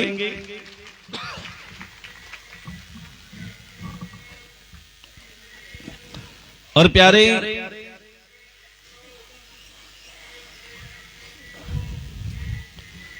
जब कन्हैया ने कहा कि मुझे ये मणि चाहिए, सत्राजीत ने कहा, प्रभु मैं ये ऐसे मणि तो दूंगा नहीं। तब कन्हैया ने कहा, क्या बैंड बाजे बजा के दोगे अब? बोले, हाँ प्रभु, अब ये बैंड बाजे बजा के ही दूंगा। आप मेरी पुत्री जामवंती के साथ विवाह कर लेना और दहेज में ये मणि ले जाना। ध्यान देना। अब मणि के चक्कर में हमारे ठाकुर जी ने जामवंती के साथ विवाह किया। बोलिए वृंदावन बिहारी लाल की। अच्छा ये बताओ, हमारे ठाकुर जी के टोटल कितने विवाह हुए हैं? ओहो, जोरदार तालियों के स्वागत करेंगे। देखो ज्यादा नहीं है, यहां तो एक धर्मपत्नी संभालनी मुश्किल हो जाती। आजकल आप देख रहे हो ना कि आजकल 80% घरों में पति और पत्नी में टेंशन ज्यादा है।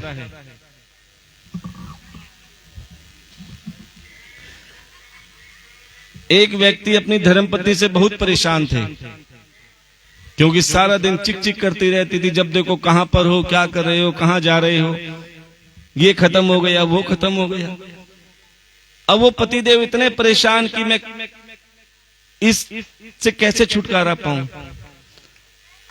अब वो दुखी व्यक्ति एक पंडित जी के पास पहुंच गए, एक बाबा के पास पहुंच गए। बोले, बाबा मैं अपनी धर्मपत्नी से बहुत दुखी हूं, जीने नहीं देती, चिक चिक करती रहती है। कोई उसे छुटकारा पाने का कोई उपाय हो तो बताओ। अब बाबा जी कहने लगे, अगर इसी चीज का छुटकारा होता तो क्या मैं बाबा बनता? लेकिन फिर भी मैं एक उपाय बता देता हूं, बड़े ध्यान से सुनना। पंडित जी ने कहा, धर्मपत्नी को ना तारीफ बहुत पसंद है। क्या? और वो भी भोजन की हो जाए तो। आज जो तुम्हारी धर्मपत्नी भोजन बनाए ना, उसकी तारीफ कर देना, फिर देखना घर में कितनी शांति होती है। बोले पक्का? बोले बिल्कुल। अब वो दुखी आदमी अपने घर पे गए। अब धर्मपत्नी ने भोजन की थाली आगे रख दी। अब भोजन कैसा था ध्यान देना। जो रोटी थी आधी कच्ची आधी जली हुई टेढ़ी मेढ़ी थी। लेकिन बाबा जी ने कहा है तारीफ करनी है। बोले क्या चांद जैसी रोटी बनाई है। क्योंकि बाबा ने कहा है शांति घर में तभी होगी जब तारीफ करोगे। अब रोटी आधी जली आधी कच्ची टेढ़ी मेढ़ी, लेकिन क्या चांद जैसी रोटी बनाई है। अब सब्जी देखी तो उसमें पानी पानी तैर रहा था, सब्जी तो थी नहीं। फिर भी बाबा जी ने कहा है तारीफ करनी है। बोले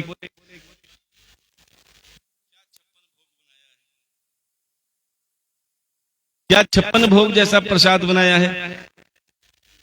अब रायता देखा तो रायते में ना बूंदी ना दही कुछ नहीं। लेकिन बाबा जी ने कहा है, बोले क्या हाँ जी बातें मत करो, क्या चनावत जैसा रायता बनाया है। अब तो पंडित धर्मपत्नी को इतना क्रोध आया, अंदर से डंडा लाई और पतिदेव को सूद दिया पकड़ के। बोले नास पीटे, 15 साल से भोजन बना के दे रही हूं तब तो तारीफ नहीं करी, और आज एक दिन में होटल से ले आई तो तारीफ के पुल बांध रहा है। तो सज्जनों, कहने का भाव कभी कभी तारीफ भी भारी पड़ जाती थी, इसलिए सोच समझ के तारीफ करना। देखो अब ध्यान देना, क्योंकि कथा हंसते खेलते। ठाकुर जी अच्छा ये बताओ, आपको अपने बच्चे मुंह फुलाए अच्छे लगते हैं हंसते खेलते? ऐसे हमारे ठाकुर को भी आप हंसते खेलते ही कहते हैं। भागवत कथा में सब रस होने चाहिए। भागवत कथा में सब रस होंगे तो प्यारे आनंद भी अच्छे से आएगा। अब हमारे ठाकुर की विवाह श्रृंखला आरंभ हो चुकी है, ध्यान देना। गिनते रहना कहीं मुझसे कुछ गड़बड़ हो जाए। कल हमारे ठाकुर जी का विवाह किन के साथ हुआ? रुक्मणी जी के साथ। कौन सा विवाह था? पहला। गिनते रहना कहीं मेरे से गलती हो जाए। और दूसरा विवाह जामवंत की पुत्री जामवंती के साथ हुआ, ध्यान देना। कितने हो गए? 2। उसके बाद कन्हैया वो मणि लेकर सत्राजीत के पास में गए।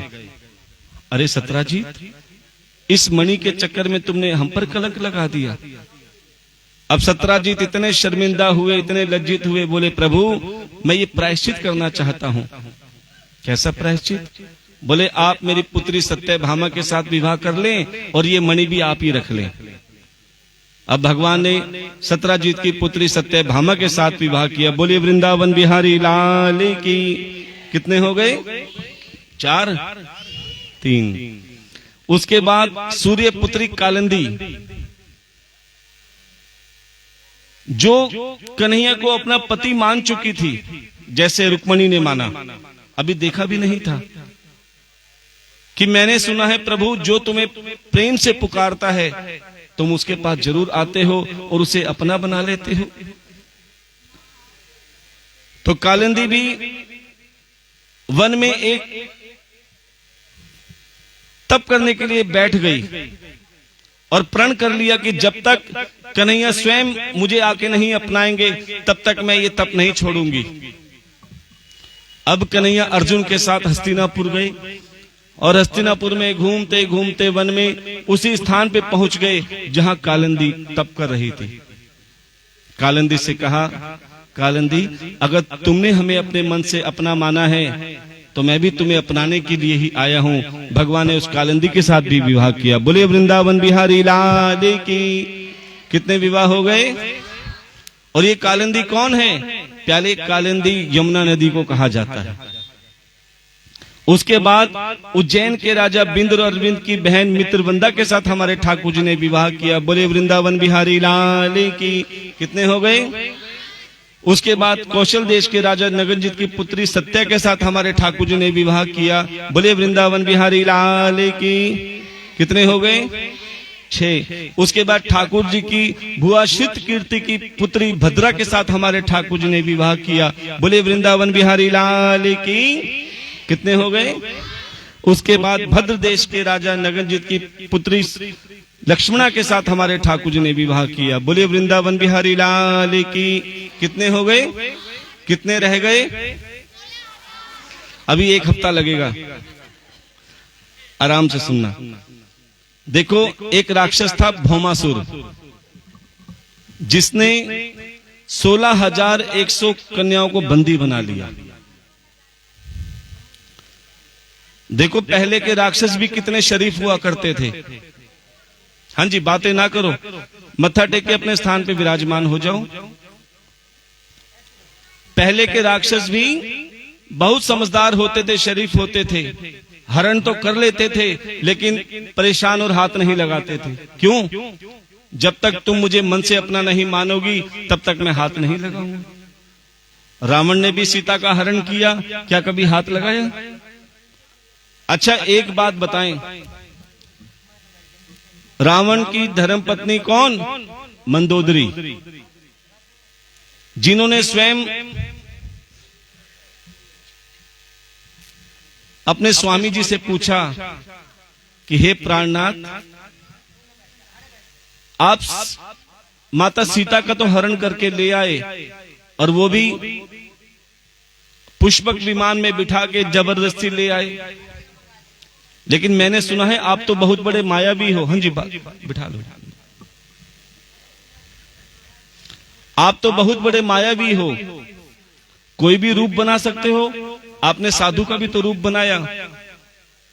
अगर आप श्री राम जी का ही रूप बना लेते, अगर आप श्री राम जी का ही रूप बना लेते, तो इतनी मेहनत भी नहीं करनी पड़ती, सीता जी खुद तुम्हारे साथ चली आती। तुमने ऐसा क्यों नहीं किया कि तुमने राम का रूप बनाया? रावण मुस्कुराए।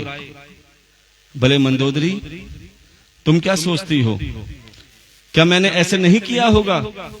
मैंने राम का रूप भी बना के देखा था। बड़े ध्यान से सुनना, मैंने राम का रूप भी बना के देख लिया, लेकिन जैसे ही मैंने राम का रूप बनाया, मुझे हर महिला में अपनी बहन और मां दिखाई देने लगी। जैसे ही मैंने राम का रूप बनाया, मुझे हर स्त्री में, हर महिला में अपनी मां और बहन दिखाई देने लगी। मैंने फट दे की वो रूप हटा दिया। देखो, सिर्फ 1 सेकंड के लिए रूप बनाया और पूरा स्वभाव बदल गया। इसलिए हम आपसे कहते हैं कि राम के चित्रों की पूजा मत करो, राम के चरित्रों की पूजा करो। ये रामचरित्र मानस का अर्थ क्या है? ये रामचरित्र मानस का अर्थ होता है राम के चरित्र को मन में धारण करना। रामायण का अर्थ क्या होता है? जैसे नारायण का अर्थ होता है नार माने जल और आयन माने निवास करना, ऐसे ही जिसके हृदय में राम निवास करते हैं, समझ लेना वही रामायण है। क्योंकि आप जहां जाओ, अपने मन में प्रभु का गुणगान करते रहो, उसकी चर्चा करते रहो, उसका नाम लेते रहो, तो विश्वास मानो आपको भगवान को ढूंढने की जरूरत नहीं, भगवान स्वयं तुम्हें ढूंढता ढूंढते आ जाएंगे। अब जैसे भौमासुर ने 16,100 कन्याओं को बंदी बनाया, हाथ नहीं लगाया, ध्यान देना, लेकिन फिर भी 16,100 कन्याओं ने सोचा अब हमारे घर वाले तो हमें अपनाएंगे नहीं। देखो, कोई बेटी बिना बताए 10-15 दिन घर से बाहर रह आए, क्या उसे घर वाले अपनाएंगे?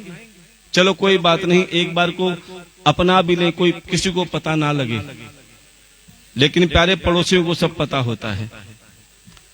जब उस बेटी के लिए कोई रिश्तेदार ढूंढने के लिए आते ना रिश्ता, तो सीधा कम आते हैं, पड़ोसी से पहले पूछते हैं कैसा घर बार है। तो पड़ोसी क्या कहते हैं? घर तो अच्छा है, लेकिन बेटी ना 15 दिन के लिए बिना बताए चली गई थी। घर वाले तो कहते हैं हरिद्वार गई थी, लेकिन ना जाने कहां गई थी। इतना सुनते ही कोई रिश्ता करेगा? तो प्यारे उन्हीं 16,100 कन्याओं ने भी अपने घर वालों की चिंता छोड़ दी, आज छोड़ दी कि हमें लेने आएंगे, और अपना घर वाला मेरे ठाकुर को बना लिया। ध्यान देना, वो कहती थी कि अब हमारे घर वाले हमें लेने आए या ना आए हमें कोई चिंता नहीं, लेकिन हमारा घर वाला हमें जरूर लेने आएगा।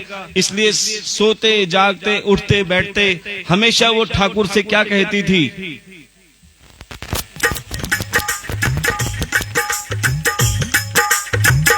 तुझे हम ढूंढ रहे हैं, कहाँ है मुरली वाले। तुझे हम ढूंढ रहे हैं, कहाँ है। तेरा हाथ उठा के ताली में सेवा करें। तुझे हम ढूंढ रहे हैं, कहाँ है मुरली वाले। तुझे हम ढूंढ रहे हैं, कहाँ है मुरली वाले। या तो अब सामने आ, या तो अब सामने आ, या मुझे भी छुपा ले। तुझे हम ढूंढ रहे हैं, कहाँ है मुरली वाली। और प्यारे, जब मन से तुम ठाकुर को पुकारते हो तो मेरा ठाकुर दौड़ा चला आता है। कन्हैया उन 16,100 कन्याओं के पास आए और बोले, आपके घर वाले आपको लेने नहीं आए? तब 16,100 कन्याएं कहती हैं, अब हमें घर वालों की कोई चिंता नहीं, हमारे घर वाले आए या ना आए, लेकिन हमें विश्वास था कि जिस घर वाले को हम ढूंढ रही हैं, जिस घर वाले को हमने अपना बनाया है, एक न एक दिन वो घर वाला हमें जरूर लेने आएगा, और आप हमें लेने के लिए आ गए। कन्हैया आप हमें अपना लो और हमें भौमासुर के आतंक से बचाओ। प्यारे, तब कन्हैया ने 16,100 कन्याओं के साथ विवाह किया और भौमासुर राक्षस का वध किया। बोलिए वृंदावन बिहारी लाल की। अब हमारे ठाकुर जी के टोटल कितने विवाह हो गए? 16,100 रानियां और 8 पट रानियां। बड़े ध्यान से सुनना। जब कंस की मृत्यु हुई, कंस की दोनों पत्नियां अस्ति और प्राप्ति अपने पिता जरासंध के यहां गई, और जरासंध ने मथुरा पर 17 बार आक्रमण किया, और हर बार जरासंध जीत जाते थे। और एक बार तो कन्हैया रण छोड़ के भी भाग गए, जिनसे उसका नाम पड़ा रणछोड़। बोलिए रणछोड़ भगवान की। और रण छोड़ के क्यों भागना पड़ा? ध्यान देना, क्योंकि अगर जीत हारने के बराबर थे। क्यों? क्योंकि जरासंध जब भी युद्ध करने जाता 1001 ब्राह्मणों को यज्ञ पे बिठा देता हवन के लिए। यह ब्राह्मण देवता, अगर मैं युद्ध जीत के आ गया तो तुम्हें मुंह मांगी दक्षिणा दूंगा, और अगर हार गया तो तुम्हारे सर कलम करवा दूंगा। अब प्यारे, इसी डर से कन्हैया बार बार हार जाते थे, क्योंकि अगर मैं युद्ध जीत भी जाऊंगा तो बेचारे 1008 ब्राह्मणों का सर कलम हो जाएगा। इस चक्कर में कन्हैया युद्ध छोड़ के भाग गए और भीमसेन से कहा कि भीमसेन, इस बार तुम युद्ध करो, केवल मेरा इशारा देखते रहे। अब भीमसेन ने जरासंध से युद्ध किया, और जैसे कन्हैया की तरफ देखा, कन्हैया ने एक टहनी उठाई, बीच में से 2 चीरे करे और विपरीत दिशाओं में फेंक दी। क्यों? क्योंकि जरासंध को ये वरदान मिला हुआ था कि कोई भी उसका वध नहीं कर सकता जब तक उसको दोनों टांगों से बीच में चीर कर विपरीत दिशाओं में ना फेंक दिया जाए। और प्यारे, जैसे ही जरासंध को विपरीत दिशाओं में फेंका, जरासंध का वध हो गया। और कन्हैया ने गुप्त द्वारिका नगरी बसाई और द्वारकाधीश बन गए। बोलिए द्वारिकाधीश भगवान की। अब प्यारे, एक बार द्वारिकाधीश अपने महलों में उदास मन से बैठे थे। देखो, ये मेरे साथ तो हर बार होता है, अगर आपके साथ भी होता हो ना, ईमानदारी से तो हाथ जरूर खड़े करना। कि जब हम किसी को मन से याद करते हैं, जब हम किसी को मन से याद करते हैं, या तो उसके फोन की घंटी बज जाती है, या उसका कोई समाचार आ जाता है, या वो खुद सामने आ जाता है। किस किस के साथ ऐसा होता है कभी कभी? पक्का? इसका मतलब तुम्हारे तार उनसे जुड़े हुए हैं जिनको तुम याद करते हो। तुम्हारे याद करने पर या तो उसकी फोन की घंटी बज जाती है, या कभी उसका समाचार आ जाता है, या वो खुद सामने आ जाता है। प्यारे, जब तुम्हारे तार उनसे जुड़े हो सकते हैं और वो तुम्हारी मन की बात जान के आ सकते हैं, तो एक बार वो मन के तार मेरे ठाकुर से भी जोड़ के देख लेना। विश्वास मानो, जब तुम मेरे ठाकुर को पुकारोगे, मेरा ठाकुर भी तुम्हारे लिए दौड़ा चला आएगा। बेशक मुरली हाथ में लेके ना आए, पीतांबर ओढ़े ना आए, किसी न किसी रूप में आके जो तुम्हारा साथ दे, वही मेरे ठाकुर का स्वरूप होता है। अब द्वारकाधीश के महलों में द्वारकाधीश सबको याद कर रहे थे। ना जाने मेरे नंद बाबा कैसे होंगे, ना जाने मेरी यशोदा मैया कैसी होंगी, ना जाने गोप गोपियां कैसी होंगी, जिससे मैं कहकर आया था कि मैं परसों आ जाऊंगा, और अब बरसों हो गए। ना जाने मेरी राधे कैसी होगी। प्यारे, जैसे राधे का नाम का उच्चारण किया, मन में सोचा, राधे रानी का आगमन द्वारिका में हो गया। उस समय द्वारिका में कन्हैया के अलावा राधे को कोई नहीं जानता था। बड़े ध्यान से सुनना। जैसे ही राधे रानी ने द्वारकाधीश को देखा, द्वारकाधीश ने राधे को देखा। द्वारकाधीश कहने लगे, अरे राधे, तुम यहां पर? अब तो हमारे ठाकुर का नाटक देखो। अरे राधे, जब से मैं वहां से आया हूं ना कि मैं परसों आ जाऊंगा, और यहां पे आके समय नहीं मिला तो क्या हुआ, लेकिन हर पल में तुम्हें याद करता था। एक एक दिन मेरा कई कई वर्षों के बराबर बीतता था, और जब जब तुम्हारी याद आती थी, आंखों में आंसू बहते थे। क्या तुम्हारे साथ ऐसा होता है राधे?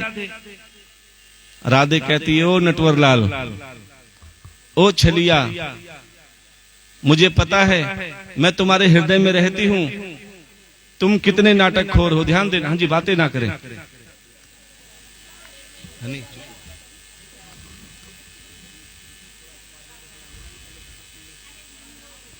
तो प्यारे, राधे कहने लगी कि मेरे साथ ऐसा कुछ नहीं होता।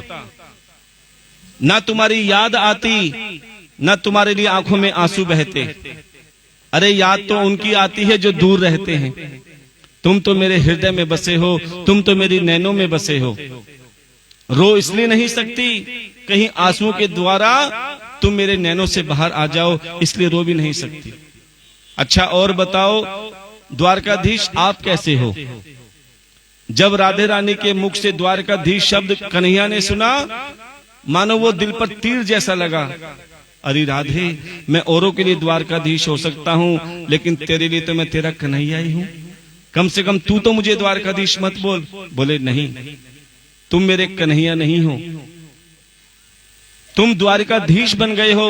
अरे तुम कन्हैया तो तब थे जब तुम बचपन में हमारे साथ यमुना नदी में खेला करते थे, सुदामा जी के साथ, मनसुखा के साथ।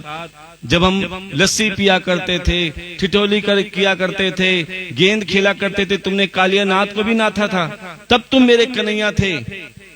तुमने मीठे पानी से जीवन की शुरुआत करी, तब तुम कन्हैया थे। अब तुम खारे समुद्र में जाके समा गए हो। द्वारिका कहां पर है? और समुद्र कौन सा है? वो खारा। कि अब तुम गहरे समुद्र में जाके समा गए हो। अब तुम मेरे वो कन्हैया नहीं, तुम द्वारकाधीश बन गए हो। क्यों? तुम्हें पता है तुमने पीछे क्या क्या छोड़ दिया। अब तुम अपने उंगली पर चलने वाले सुदर्शन चक्र पे भरोसा करते हो, लेकिन तुमने 10 उंगली पर बजने वाली बांसुरी को भूल गए। तुम मेरे कन्हैया नहीं, तुम द्वारकाधीश हो। अब तुम उसी उंगली पर सुदर्शन चक्र से लोगों का विनाश करते हो। और उसी उंगली पर उठाने वाले गोवर्धन पर्वत को भूल गए। तुम मेरे कन्हैया नहीं, तुम द्वारकाधीश हो। अरे तुम कन्हैया होते तो तुम सुदामा के यहाँ जाते मिलने के लिए, आज तुम बड़े द्वारकाधीश बन गए हो ना, तो सुदामा जी को तुम्हारे यहाँ पे आना पड़ रहा है। तुम मेरे कन्हैया नहीं, तुम द्वारकाधीश हो। देखो सुदामा जी और द्वारिकाधीश की मित्रता के बारे में सब जानते हैं, लेकिन असल में मित्रता क्या होती है ये कोई नहीं जानता। आजकल मित्रता किसको समझते हैं? स्वार्थ को, प्रेम को। और प्रेम भी कौन सा? मतलब का वाला प्रेम नहीं जो ठाकुर प्रेम करते हैं। ये प्रेम भी उसी से करते हैं जिससे स्वार्थ होता है, मतलब होता है। और आजकल मित्र कम और फ्रेंड ज्यादा बनाते हैं। कोई कहता है मेरे फेसबुक पे 5000 फ्रेंड हैं, फॉलोवर्स। देखो सबूत भी दिख गया। कोई कहते हैं हमारे इंस्टाग्राम पे इतने, कोई कहता है हमारे ट्विटर पे इतने। हमें तो कहना भी नहीं आता इतने फ्रेंड हैं। और असल में बता दें वो फ्रेंड नहीं, फ्रॉड होते हैं। कोई लड़का बन के लड़की की आईडी चलाता है, कोई लड़की बन के लड़के की आईडी चलाते हैं। लोग बच्चों को बाहर वालों की बातें तो ज्यादा अच्छी लगती हैं और माता पिता की बात दुश्मन जैसी लगती है। प्यारे वो फ्रेंड कब फ्रॉड कर जाए कुछ पता नहीं। इसलिए हम कहते हैं फ्रेंड बनाओ ना मत बनाओ, एक बार मित्र बना लो, वो भी मेरे ठाकुर को। जो मेरे ठाकुर को मित्र बना लेता है प्यारे, उसके साथ कभी फ्रॉड नहीं होता।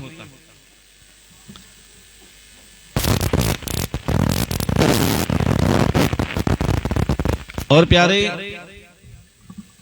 सुदामा जी ने मित्र बनाया किसे? द्वारकाधीश को। बड़े ध्यान से सुनना। सुदामा जी जो सोते जागते उठते बैठते हमेशा अपने मित्र का ध्यान करते थे। और सुदामा जी के पास कुछ ना होते हुए भी सबसे बड़े धनवान थे, ध्यान देना, क्योंकि वो संतोषी थे। जिस समय तुम्हारे भाव सुदामा जी जैसे बन गए, विश्वास मानना तुम जीते जी मुक्त हो जाओगे। सुदामा जी क्या कहते थे पता है आपको? सुशीला से, सुशीला देखो हमारे ठाकुर की कितनी बड़ी कृपा है हम पर। ये बड़ी बड़ी कोठियां देख रही हो,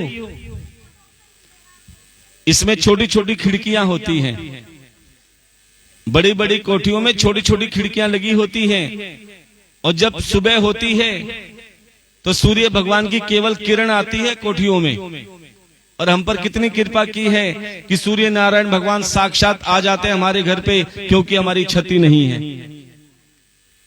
देखो छत ना होने पर भी वो भगवान का शुक्रिया अदा कर रहे हैं। और वो यही कहते हैं, मुझे तूने मालिक बहुत कुछ दिया है, मुझे तूने मालिक बहुत कुछ दिया है, तेरा शुक्रिया है, तेरा शुक्रिया है, तेरा शुक्रिया है, तेरा शुक्रिया है।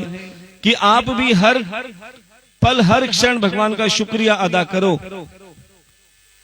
आज तुम जैसे भी हो, माना कि तुम्हारे पास करोड़ों की दौलत ना हो, तुम्हारे घर में लंबी गाड़ी ना हो, तुम्हारे गले में मोटी चैन ना हो, भगवान का बहुत बहुत धन्यवाद करना।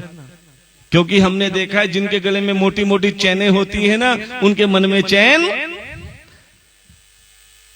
इसलिए आपने हमें बहुत अच्छा बनाया है। कम से कम 2 घड़ी आपका नाम देने का सौभाग्य तो मिल रहा है, 2 घड़ी आराम से बैठकर कथा सुनने का समय तो मिल रहा है। वरना ये अनिल अंबानी मुकेश अंबानी के पास टाइम है बैठने का? अच्छा है हमें मुकेश अंबानी अनिल अंबानी नहीं बनाया, हमें तो सिंपल बनाया, साधारण बनाया। कम से कम सिंपल रह के, सरल रह के तेरा गुणगान तो कर रहे हैं, अपने ठाकुर जी के भक्तों को इस कथा का अमृत पान तो करा रहे हैं। लेकिन प्यारे सुशीला जी, जैसा नाम वैसा काम। लेकिन कभी कभी जब बच्चे भूख से तड़पते थे ना, ये क्यों हुआ? कल बताया था ना आपको कि सुदामा जी ने कन्हैया के हिस्से के एक मुट्ठी चने खाए थे, तभी से दरिद्रता का वास हो गया। कभी भी तुम किसी के हिस्से का मत खाना, ध्यान देना, अगर घर में खुशहाली चाहते हो। उसी दरिद्रता के कारण कभी कभी बच्चे भूख से तड़प उठते थे जब खाने को अन्न नहीं मिलता था। बोलिए द्वारिकाधीश भगवान की जय। अब सुशीला कहने लगी, महाराज हमने सुना है आपके मित्र द्वारकाधीश हैं। बोले हाँ। बहुत बड़े राजा हैं। बोले हाँ। बोले क्या उनको अपने मित्र की चिंता नहीं है? क्या उनको नहीं दिखाई दे रहा कि उनके परम मित्र के पुत्र भूख से तड़प रहे हैं? अरे उन्हें तो बहुत काम है, लेकिन आप ही चले जाओ, आप ही कुछ मांग लाओ। अब सुदामा जी कहते रही, भगवान मैंने आज तक किसी से कुछ नहीं मांगा और तू कहती कि मैं अपने मित्र से मांग गया हूं। जब सुशीला बार बार जिद करने लगी तो सुदामा जी ने कहा ठीक है मैं चला जाता हूं, लेकिन मन में अभी भी संकल्प किया कि मैं प्रभु से मांगूंगा कुछ नहीं, कम से कम मिलने के भाव से चला जाऊंगा। ठीक है मैं जा रहा हूं। जैसे सुदामा जी जाने लगे, सुशीला ने कहा ठहरो। सुशीला ने कहा ठहरो। बोले अब क्या हुआ? बोले किसी मित्र के पास जाओ, किसी रिश्तेदार के पास जाओ, कभी खाली हाथ नहीं जाना चाहिए। तभी सुशीला ने क्या किया, 5 घरों से 5 मुट्ठी चावल लाई, पोटली बांधी और सुदामा जी को दे दी। जाओ सुदामा जी अपने मित्र के पास। जैसे सुदामा जी खुशी खुशी जा रहे हैं अपने मित्र के पास, केवल 5 मुट्ठी चावल लेकर, इसके अलावा कुछ नहीं था उनके पास। चलते चलते रास्ते में बहुत विशाल नदी आई और उसमें एक नाव थी जिसे नाविक चला रहा था। नाविक ने कहा, अरे ब्राह्मण देवता कहां जाना है? बोले द्वारकाधीश। बैठो नाव में। अब सुदामा जी नाव में तो बैठ गए। नाविक ने कहा, मैं उतार तो दूंगा तुम्हें, लेकिन मेरी उतराई क्या दोगे? उतराई का बोले तो टिकट, क्योंकि बिना टिकट के कोई ले जाएगा। बोले मेरी उतराई क्या दोगे? अब सुदामा जी ने अपनी जेब में हाथ डाला, कुछ भी नहीं था। बोले मेरे पास तो कुछ नहीं है। सुदामा जी फट दे के कूद के नाव से उतर के वापस खड़े हो गए। बोले मैं तो पैदल पैदल चला जाऊंगा। हाँ जी, जहां जगह मिले बैठ जाओ।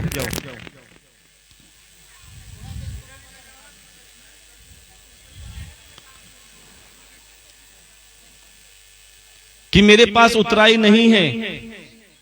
नाविक कहने लगा, अरे कुछ तो होगा, इधर उधर देखो कुछ मिल जाएगा।